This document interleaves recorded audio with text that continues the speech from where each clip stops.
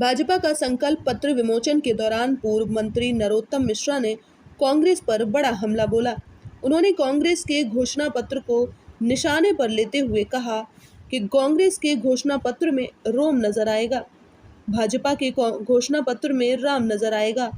मनमोहन सिंह की सरकार में पाकिस्तान के सैनिक हमारे देश के सैनिकों के सिर काट कर ले जाते हैं।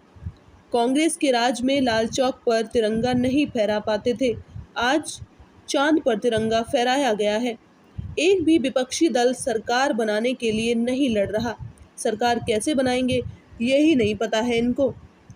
कांग्रेस वादे करती रही, नारे लगाते रहे गरीबी हटाने के, लेकिन नहीं हटा पाई। वहीं इंडी गठबंधन को घेरे में लेते हुए नरोत्तम मिश्रा ने कहा कि माननीय मोदी जी वतन के व्यक्ति हैं और विपक्ष मटन के लिए जीने वाले हैं। मोदी जी की गारंटी को लेकर जनता के बीच है। गारंटी शब्द बोलेंगे तो मोदी जी का चेहरा नजर आएगा। 370, 35A, 3 तलाक, राम मंदिर पूरा हुआ, 4 करोड़ प्रधानमंत्री आवास बने, 3 करोड़ और बनेंगे। हमने देश के 11 करोड़ घरों में जल पहुंचाया। प्रधानमंत्री नरेंद्र मोदी के 10 वर्षों के कार्यकाल का उल्लेख करते हुए उन्होंने कहा कि मोदी जी ने 25 करोड़ लोगों को गरीबी रेखा से हटा दिया। देश के अंदर शांति लाने का काम मोदी जी ने किया। हमने वादा किया है यूसीसी का, कांग्रेस शरीयत की तरफ ले जाने वाला घोषणा पत्र है। मोदी के कार्यकाल में 2G हुआ, न 4G हुआ, न जीजाजी हुआ। देश में रेलवे स्टेशन और एयरपोर्ट का कायाकल्प मोदी जी थे, तभी संभव हुआ। सबका इलाज आयुष्मान योजना के दायरे में होगा। विश्व में एक आर्थिक ताकत बनाने वाले मोदी जी हैं। मोदी जी की गारंटी को लेकर जनता के बीच हैं। गारंटी शब्द बोलोगे तो मोदी जी का चेहरा नजर आएगा। गारंटियां पूरी होंगी कह ही नहीं सकते। एक भी विपक्षी दल बहुमत के लिए नहीं लड़ रहा, सरकार बनाने को नहीं लड़ रहा। 273 सीटों पर एक भी विपक्ष नहीं लड़ रहा।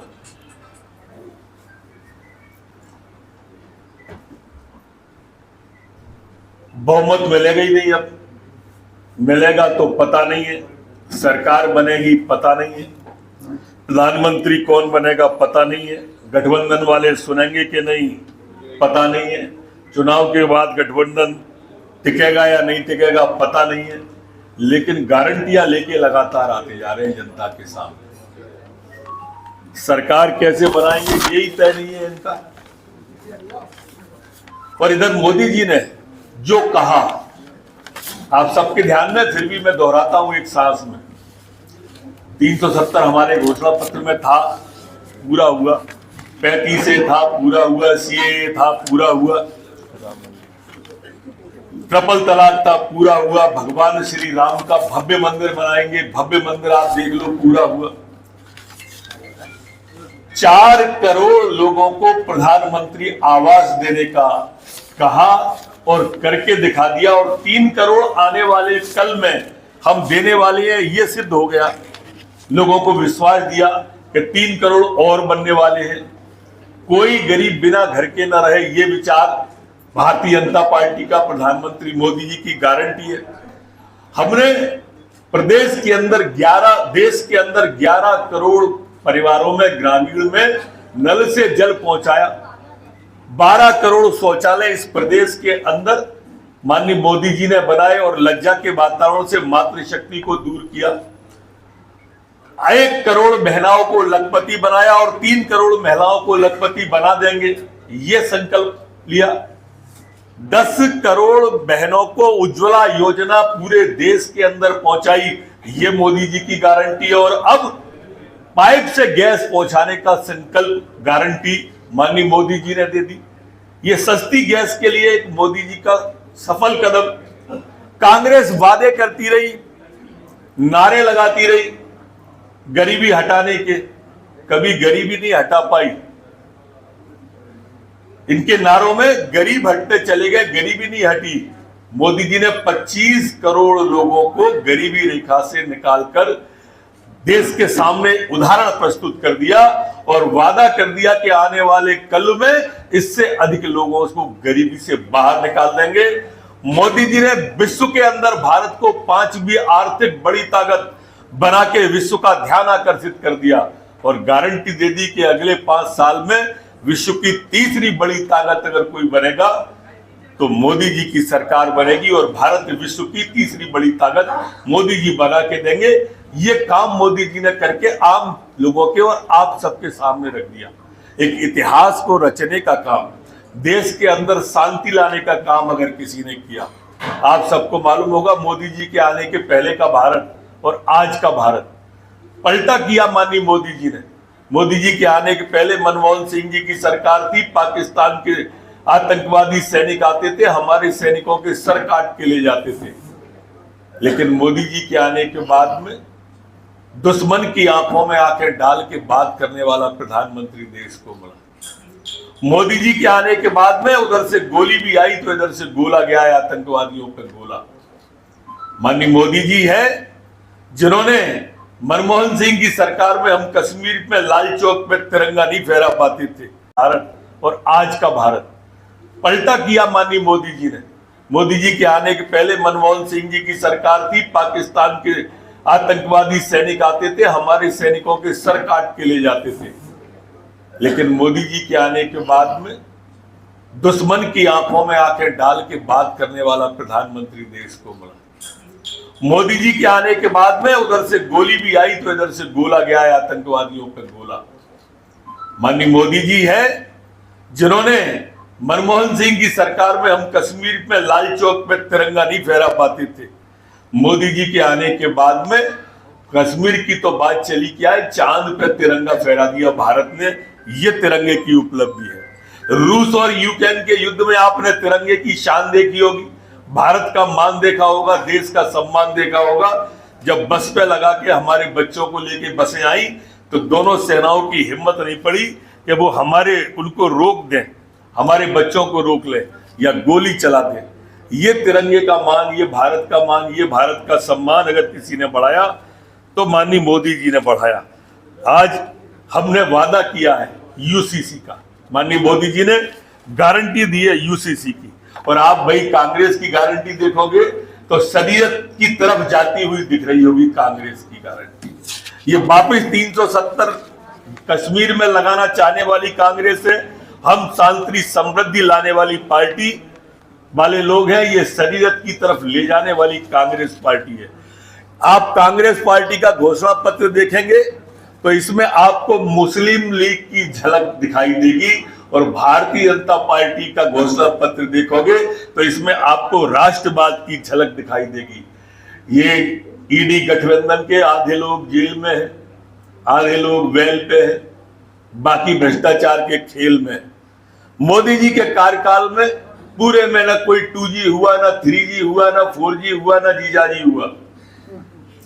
ये मोदी जी का कार्यकाल है जिसमें ईमानदार प्रधानमंत्री देश ने और उसी सरकार देश के अंदर चला के दी और ऐसा विकास करके दिया देश के अंदर कि आज हम चारों तरफ देखेंगे, जल में, थल में और नभ में वंदे भारत जैसी ट्रेनें जो हमारी थल के ऊपर चल रही है और आने वाले कल के अंदर विकास की वंदे भारत की ट्रेन बनाने की जो बात कही है, हिंदुस्तान की हर लोकसभा के अंदर मेडिकल कॉलेज खोलने की, कोरोना जैसा काल आप सबने देखा, ये मोदी जी की ही कल्पना है। आज हम ग्वालियर के अंदर प्रेस कॉन्फ्रेंस कर रहे हैं। ग्वालियर का एयरपोर्ट आप देखेंगे तो आपको लगेगा कि वास्तव में मोदी जी ने क्या ये ग्वालियर का ही नहीं है, मैंने उदाहरण ग्वालियर का दिया। हिंदुस्तान का ऐसे रेलवे स्टेशन, जितने भी रेलवे स्टेशन है उनका कायाकल्प, एयरपोर्ट का कायाकल्प, हमारे यहाँ पनडुब्बी का जो क्षेत्र था, ये सारे के सारे आप देखेंगे। और आकाश के अंदर आपने अंतरिक्ष का, चंद्रयान का और सूर्ययान का ये परीक्षण सफल हुआ है, वो सब देखे होंगे। ये मोदी थे तभी संभव था, क्योंकि उसके पहले 50 साल एक ही परिवार की सरकारें रही। जी,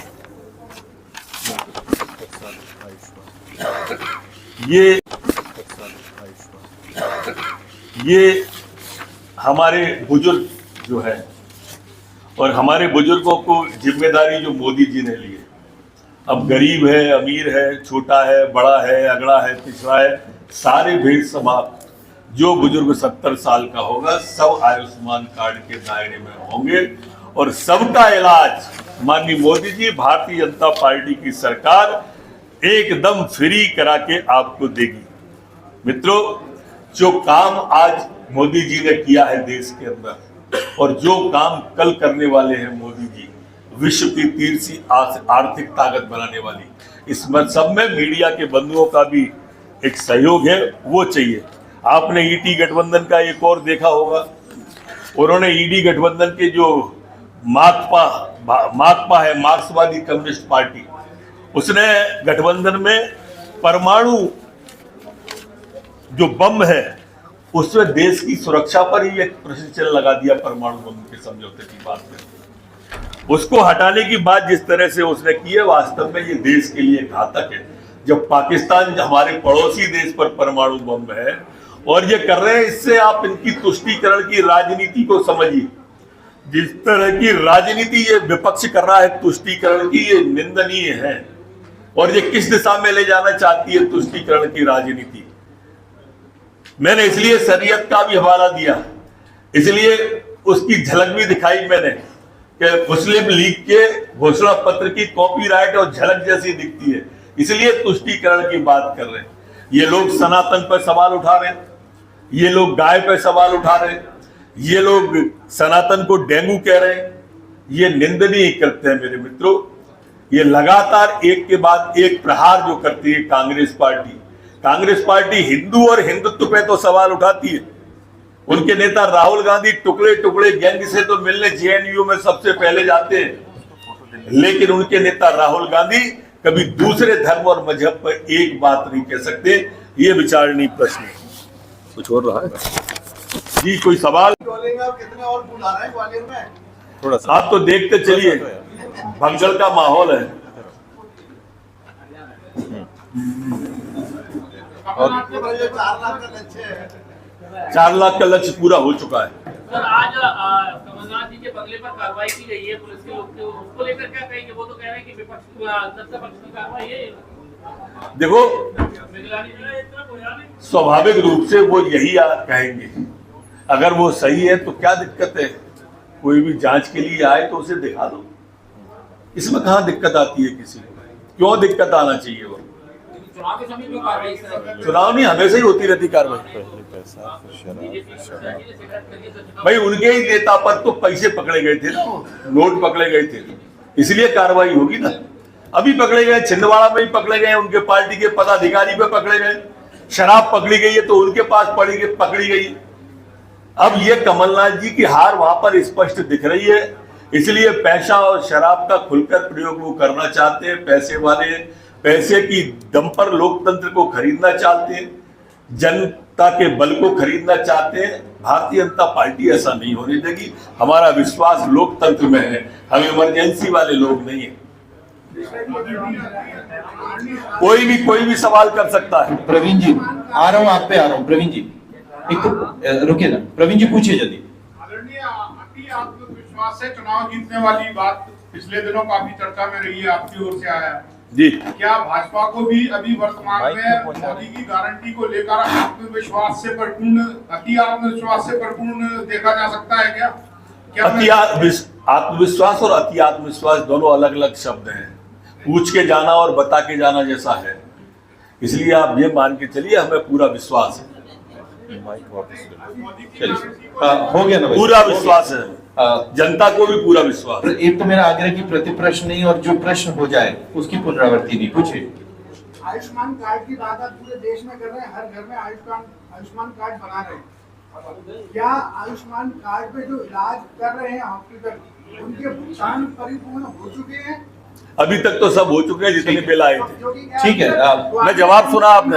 आपका सुनिए ना, प्रति प्रश्न नहीं। सवाल तो पूरा कर लें। आप पूरा करें। आप रुकिए ना। 350 प्राइवेट हॉस्पिटल में ग्वालियर चंबल संभाग में पूरा करें। उनमें से 250 ऐसे अस्पताल है जिनके पिछले 2.5 साल से कोई भी भुगतान नहीं हुए। ठीक है, जितने भुगतान सरकार के पास आए सारे हो गए। अगर नहीं हुए हो तो आप बता देना, उनका हो जाएगा आचार संहिता के बाद।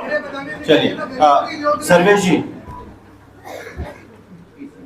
गरिमा चाहूंगा कि ऐसे कौन से नाम हैं जिनको आपने मना कर दिया हो, आप बताओ भाई। संकल्प पत्र और डॉक्टर गोविंद सिंह को ऑफर आपने दिया है कि नहीं? वो हार भी चुके हैं, बुढ़ापा भी है, तो आपके तरफ विषयांतर हो जाएगा। मेरे मित्र है, ये सही बात है, और मैंने किसी को भी ऑफर कोई नहीं दिया है। तो मना किसको किया? विषयांतर हो जाएगा, मैंने किसी को मना नहीं किया। द्वार चलिए। मेरा आग्रह संकल्प पत्र से संबंधित ही प्रश्न रखें, क्योंकि ये प्रेस कॉन्फ्रेंस स्पेसिफिकली संकल्प पत्र की है। मना नहीं किया, कमलनाथ जी का सर्वे जी, एक प्रश्न हो गया, दूसरा मेरे पास विषय नहीं आया। हाँ, आइए, कोई और प्रश्न? राजीव जी। दीपक जोशी के दीपक जोशी जी के भाजपा में आने में वो कह रहे हैं 2 लोगों से माफी मांगने के लिए कहा जा रहा है। गलत कह रहे हैं, किसी से भी माफी मांगने का नहीं कहा गया है। दीपक मेरे मित्र हैं, भाई हैं, पर संकल्प पत्र पे पूछे तो अच्छा और ज्यादा लगेगा। मुझे बुरा किसी बात का नहीं लगेगा। माननीय जीतू पटवारी कह रहे हैं कि माफी पत्र बोलिए अजय जी। देना चाहिए इसको। देखो, उसके आने के बाद में कांग्रेस की क्या स्थिति हो गई है, इससे थोड़ा वो व्यथित से है। माननीय वही तो जीतू पटवारी है जो अपनी पार्टी को कहते थे पार्टी गई तेल लेने, सब तेल लगा रहे हैं, तो दिक्कत हो रही है। बोलिए बोलिए बोलिए बोलिए, आप तो प्रश्न रखिए। आपने कहा कि ग्वालियर में एयरपोर्ट बन गया है, जब उद्योग नहीं होंगे, व्यापार नहीं होगा, ठीक है। उसके बावजूद भी हमारी जितनी हवाई जहाज की फ्लाइटें आ रही हैं वो सब हाउसफुल जा रही हैं। मैंने अकेला एक उदाहरण नहीं दिया, मैं एलिवेटेड रोड की भी बात कर सकता था, नदी की बात कर सकता, मैंने एक एग्जाम्पल दिया था। तो सभी साथी अल्पाहार पे आमंत्रित हैं, चाय पे आमंत्रित हैं। आप सभी की गरिमा में उपस्थिति के लिए बहुत आभार। बहुत आभार, बहुत हार्दिक स्वागत है। किसी भी देश के लोकतंत्र का एक महत्वपूर्ण चुनाव पड़ाव होता है आम चुनाव, संकल्प पत्र। 2014 से पहले जब इस देश में राजनीतिक अविश्वसनीयता का माहौल, उस समय संकल्प पत्र या घोषणा पत्र लोगों के लिए महज एक कागज का टुकड़ा होता था। मोदी देश आशा और विश्वास की निगाह से देखता है, तो ये मोदी जी की गारंटी, हमारा संकल्प पत्र। शुभकामनाएं भी थे पूरे मंच की ओर से, और स्वागत भी करें।